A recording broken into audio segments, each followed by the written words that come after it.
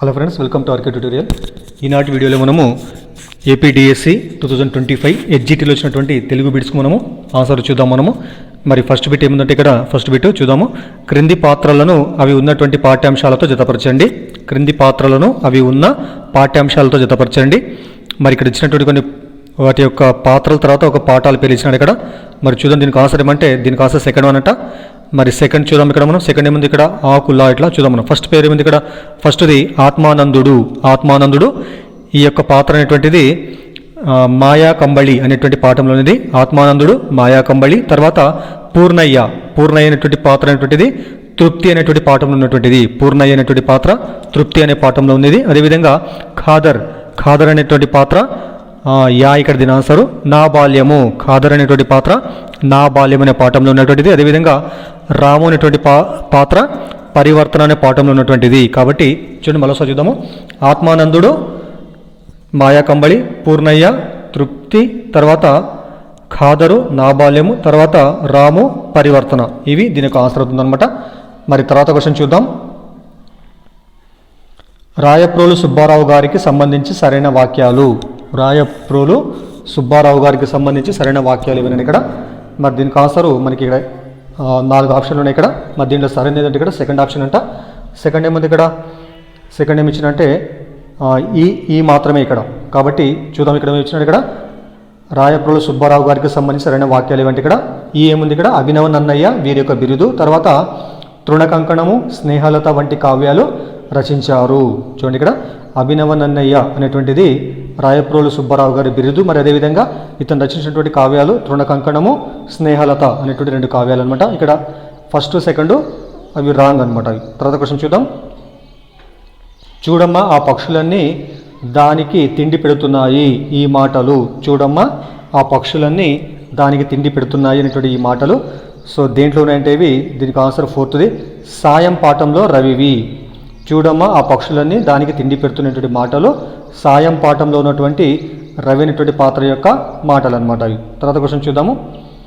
పదవోయి తెలుగోడ అదే నీ తెలుగు మేడ, సంకెళ్ళు లేని నేల, సంతోష చంద్రశాల అంటూ తెలుగు తల్లిని కీర్తించినటువంటి కవి ఎవరు? దీనికి ఆన్సర్ ఏమంటే దీనికి ఆన్సర్ తాడవను శ్రీరంగము శ్రీనివాసరావు అనమాట. మరోసారి చూద్దాము. పదవోయి తెలుగోడ అదే నీ తెలుగు మేడ, సంకెళ్ళు లేని నేల, సంతోష చంద్రశాల అనేటువంటి అని తెలుగు తల్లిని కీర్తించినటువంటి ఆ రచయిత ఎవరంటే శ్రీనివాసరావు అనమాట. తర్వాత క్వశ్చన్ చూద్దాం. ఊత కుదురు అనేటువంటి పదాలు పర్యాయ పదాలుగా కలిగినటువంటి పదం ఏదండి ఇక్కడ ఊత కుదురు అనేటువంటి పదాలు పర్యాయ పదాలుగా కలిగిన పదం ఏదంటే దీనికి ఆన్సర్ ఫస్ట్ ఆన్సర్ ఇక్కడ దీని ఆన్సరు ఆధారము. ఊత కుదురు అనే పదాలు పర్యాయ పదాలుగా కలిగినటువంటి పదం ఏదంటే ఇక్కడ ఆధారం అనమాట. మరి తర్వాత నెక్స్ట్ క్వశ్చన్ చూద్దాం. నెక్స్ట్ ఏముందంటే ఇక్కడ క్రింది పదాలను సరైన నానా అర్థాలతో జతపరచండి. క్రింది పదాలను సరైన నానా అర్థాలతో జతపరచండి. మరి ఇక్కడ కొన్ని పదాలు వాటికి నానా అర్థాలు ఉన్నాయి ఇక్కడ. మరి దీనికి ఆన్సర్ తాడవను DCAB. చూద్దాం ఇక్కడ మనం ఫస్ట్ది ధర్మం. మరి ధర్మం యొక్క పర్యాయ పదాలు ఇక్కడ ఏమి ఇచ్చినట్టు ఇక్కడ నానా అర్థాలు యాగము, న్యాయము. ధర్మం యొక్క నానా అర్థాలు యాగము, న్యాయము. తర్వాత చీరు యొక్క నానా అర్థాలు పిలుచు, గీరు. తర్వాత రసము యొక్క నానా అర్థాలు జలము, రుచి. తర్వాత దిక్కు అనే పదం యొక్క నానా అర్థాలు దిశ, శరణము. మరోసారి చూద్దాము. ధర్మం యొక్క నానా అర్థాలు యాగము, న్యాయము. చీరు యొక్క నానా అర్థాలు పిలుచు, గీరు. రసం యొక్క నానా అర్థాలు జలము, రుచి. దిక్కు యొక్క నానా అర్థాలు దిశ, శరణం అనమాట. మరి తర్వాత క్వశ్చన్ చూద్దాము. పద్యపాదాలకు సరైన క్రమము గుర్తించండి. మరి ఇచ్చినటువంటి ఇక్కడ ఏముంది ఇక్కడ తాడు ఆన్సర్ అంట ఈ పెద్ద ఈ అనమాట ఇక్కడ. మరి చూద్దాము. ఫస్ట్ ఏమి ఇక్కడ ఈ కాబట్టి మొదలు చూచిన కడుబొప్ప పిదప కురుచ. తర్వాత సెకండ్ కాబట్టి ఆది కొంచెము తరువాత నదిక మగుచు. తనరు దినపూర్వ పరభాగ జనితమైన ఛాయాపోలిక కుజన సజ్జనుల మైత్రి. చూడండి ఇక్కడ మొదలు చూచిన కడుబొప్ప పిదప కురుచ ఆది కొంచెము తరువాత నదిక మగుచు తనరు దినపూర్వ పరభాగజనితమైన ఛాయా పోలిక కుజిన సజ్జనుల మైత్రి. ఇది పద్యపాదంలో ఉన్నటువంటి సరైన క్రమం అనమాట. దీనికి థర్డ్ వన్ ఆన్సర్. మీరు మళ్ళీ ఒకసారి చదువుకోండి ఒకసారి. థర్డ్ వన్ ఆన్సర్ అంటుంది. మరి నెక్స్ట్ క్వశ్చన్ చూద్దాము. అతడి బతుకులో స్వార్థం లేదు. అతడి బతుకులో స్వార్థం లేదు. ఈ వాక్యంలో ఉన్నటువంటి ఈ యొక్క విభక్తులు ఏమన్నాడు ఇక్కడ. మరి దీనికి ఆన్సర్ ఏమంటే సెకండ్ వన్ ఆన్సర్ అంట. సర్వనామము తర్వాత షష్ఠీ విభక్తి ప్రత్యయము ఉన్నాయి. అతడి బతుకులో స్వార్థం లేదు అనేటువంటి వాక్యంలో సర్వనామం ఉంది, అదేవిధంగా షష్ఠీ విభక్తి ప్రత్యయము ఉన్నాయి. మరి తర్వాత క్వశ్చన్ చూద్దాము. బాల్యంలోనే సరోవర రాణి అనే పుస్తకాన్ని రచించినటువంటి వారు. బాల్యంలోనే సరోవర రాణి అనేటువంటి పుస్తకాన్ని రచించిన వారు ఎవరంటే దీనికి answer second one Sarojini Naidu. బాల్యంలోనే సరోవర రాణి అనే పుస్తకాన్ని రచించిన వారు ఎవరంటే సరోజినీ నాయుడు. తర్వాత క్వశ్చన్ చూద్దాము. క్రింది వానిలో గసడ దవాదేశ సంధి జరగని పదము. క్రింది వానిలో గసడ దవాదేశ సంధి జరగని పదం ఏంటంటే ఇక్కడ. మరి దీనికి ఆన్సర్ ఫోర్తోను చేసెండక్కులు అనేటువంటి దానిలో గసడ దవాదేశ సంధి జరిగినటువంటి పదం అనమాట అది.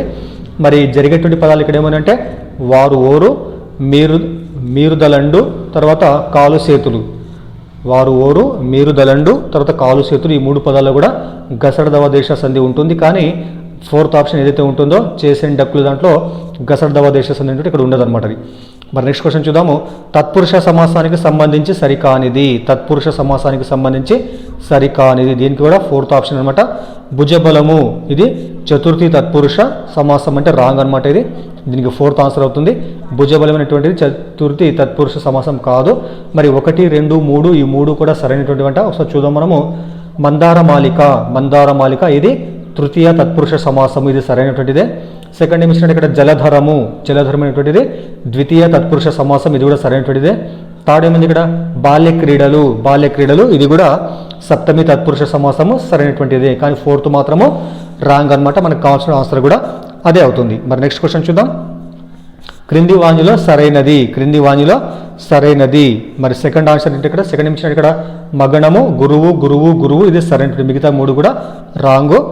మరి క్రింది వాణిలో సరైనది ఏమంటే ఇక్కడ సెకండ్ వన్ ఆన్సర్ మగణము గురువు. మరి నెక్స్ట్ క్వశ్చన్ చూద్దాము.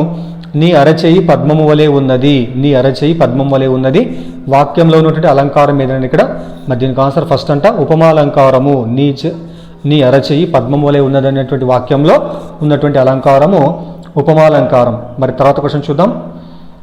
ఉత్తున ఖర్చు పరంబగునప్పుడు సంధియగు. ఈ సూత్రంలో ఉత్తున ఖర్చు పరంబగునప్పుడు సంధియగు అనేటువంటి ఈ సూత్రంలో ఉత్తు అనగా దీనికి కాస్త తాడుని ఇక్కడ హ్రస్వ ఉకారము.